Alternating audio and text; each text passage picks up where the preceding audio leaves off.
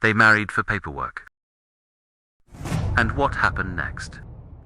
Jake lived in Koreatown, Los Angeles, in an apartment that stayed quiet even when the city didn't. His days followed a strict rhythm of early mornings and physical work that left little room for distraction. He saved carefully, avoiding shortcuts, keeping his plans private. The business he wanted was small but intentional, built from patience rather than risk. Progress came slowly, but it came honestly, and that mattered more to him than speed or recognition. Sophia arrived in Los Angeles to attend a wedding, carrying one suitcase and a schedule that already had an ending. Her days were filled with preparations, phone calls, and long walks through unfamiliar streets. She kept sketches folded inside her notebook, ideas waiting for the right moment. Nothing about the trip was dramatic, but the city felt functional. A place where effort could turn into something solid if time allowed it. They met at the wedding, away from the music, standing near the edge of the room, where conversation felt easier. There was no performance between them. Jake spoke about work, discipline, and building something slowly. Sophia spoke about design, responsibility, and learning to rebuild after loss. The exchange was direct and balanced. They separated without promises, but the conversation stayed with both longer than expected. Over the following days, they met again for coffee, then once more without planning it. The tone remained steady and respectful. Neither rushed familiarity or pretended comfort that wasn't there yet. Jake noticed how precisely Sophia listened. Sophia noticed how carefully Jake chose his words. The connection grew quietly, built on restraint and clarity rather than excitement or assumption. As the wedding week ended, practical reality surfaced. Sophia's stay was temporary, and extensions were limited. Jake's life was fixed around routine and responsibility. They discussed options over several conversations, slowly and without romance attached. During their conversation, Sophia spoke plainly about what had brought her there. Her father's death had left her responsible for decisions she hadn't planned. She sold the family house and everything attached to it, choosing to start over rather than remain suspended between grief and obligation. America wasn't a visit anymore. She wanted permanence, but only through legal means. No shortcuts, no uncertainty. Stability mattered more than comfort. The idea of a legal marriage emerged as a solution, not a gesture. It offered time, stability, and continuity without forcing either of them to abandon their plans. They discussed terms before emotions, separate rooms, shared expenses. No performance for friends or neighbors. The agreement was clear and deliberate, shaped by caution rather than hope. Both understood what stability meant and what it cost. The marriage was paperwork, nothing symbolic. It was a structure that allowed Sophia time to build and Jake space to continue without disruption, and that clarity kept things steady. Life together settled into routine. Jake left before sunrise and returned late, carrying exhaustion more than complaint. Sophia organized her days carefully, researching suppliers, learning systems, planning details that rarely showed on the surface. They crossed paths briefly, sharing space without intrusion. To anyone watching, they appeared distant. Inside, there was respect, rhythm, and an unspoken understanding forming slowly. Weeks passed without disruption. They handled interviews and paperwork, with preparation, answering questions accurately and without embellishment. Everything about them appeared controlled. At home, the silence felt intentional, not empty. Jake fixed things without comment. Sophia kept track of documents and deadlines. Neither acknowledged the pattern, yet both relied on it more than either expected. The outside perception never matched the inside reality. Friends assumed distance. Neighbors assumed convenience. Jake and Sophia allowed the assumptions to stand. Neither corrected them. It was easier to remain unreadable than to explain something still undefined. What mattered was that the apartment felt stable, predictable, and increasingly difficult to imagine without the other present. When confirmation finally arrived that her paperwork was complete, neither reacted immediately. The agreement had reached its end, exactly as planned.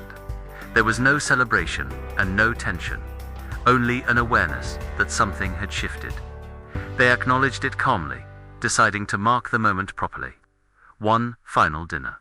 Not a goodbye, not a promise, just a conversation without boundaries. The dinner was chosen for its neutrality, not a place tied to memories or habit. They arrived separately, sat across from each other, and ordered without ceremony. Conversation began with ordinary updates, work, schedules, small decisions, neither rushed. The familiarity felt earned rather than assumed, and the absence of urgency allowed space for honesty to surface gradually. As the meal continued, the conversation shifted naturally. They spoke about the months they had shared, not as a summary, but as observation. What had worked, what hadn't been difficult, what neither expected. There was no confession yet, only acknowledgement.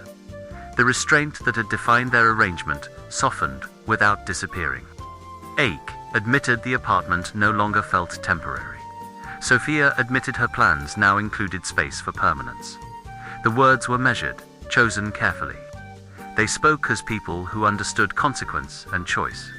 Nothing about the moment felt dramatic. It felt resolved, as if something unnamed had finally been recognized. They left the restaurant together without labeling what had been decided. No promises were spoken. None were required. The decision existed in behavior rather than language. They walked without hurry, aware that restraint had carried them this far, and did not need to be discarded to move forward. Back at the apartment, nothing changed immediately.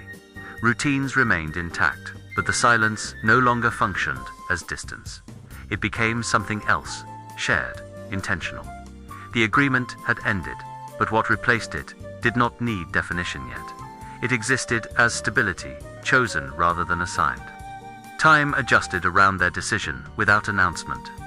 Days continued as before, but awareness sharpened. Jake considered future expenses differently. Sophia refined her plans with longer horizons in mind.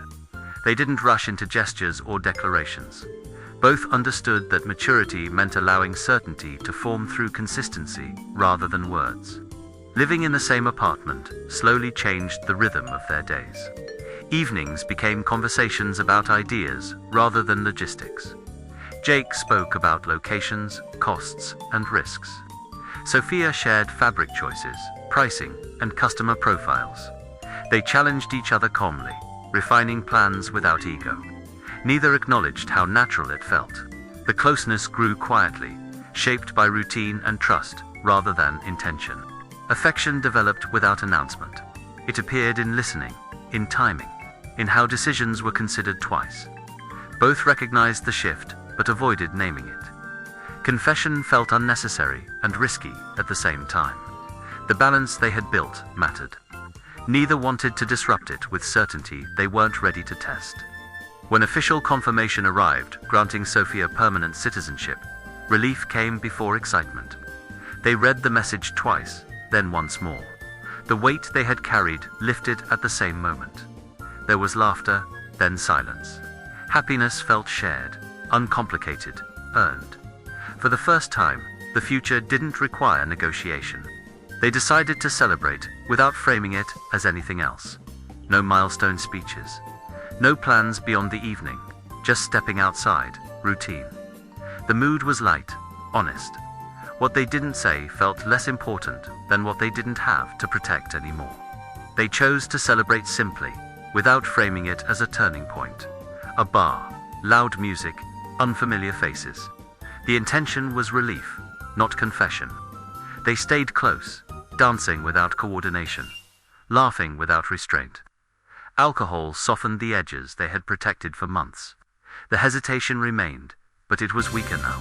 Pushed aside by joy they didn't need to analyze. The night blurred into motion and sound. Conversations overlapped. Drinks accumulated. Their restraint dissolved gradually, not recklessly. Surrounded by strangers, they spoke more freely than they ever had alone. Compliments slipped into truths. Laughter turned into admission. What they felt surfaced without planning, carried by music and shared relief. They didn't whisper. They didn't hide. Words meant for each other spilled into the room. How long they had noticed. how much they trusted, how carefully they had held back. Applause followed honesty. Phones lifted, cheers replaced silence. Neither noticed the recording lights or the attention gathering around them. Shock faded into clarity. Nothing they said felt false. The recordings showed honesty, not regret.